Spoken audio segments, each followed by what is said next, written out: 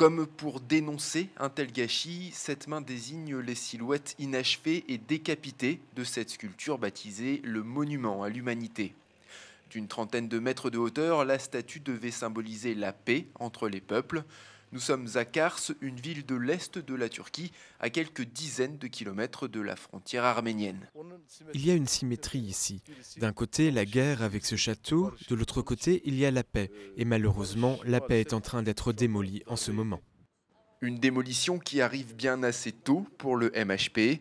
Le parti du mouvement nationaliste milite depuis le début du projet pour son annulation en raison de la proximité de sites militaires historiques.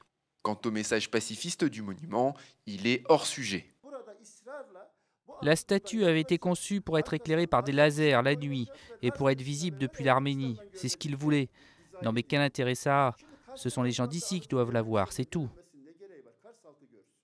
Un homme coupé en deux, une main tendue en geste de paix pour retrouver son unité et donc son humanité. C'est ce que voulait symboliser le sculpteur Mehmet Aksoy lorsqu'il a conçu le monument.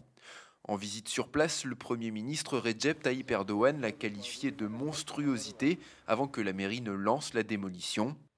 Pour le sculpteur, au-delà de l'attaque contre son œuvre, il s'agit là d'un abus de pouvoir caractérisé.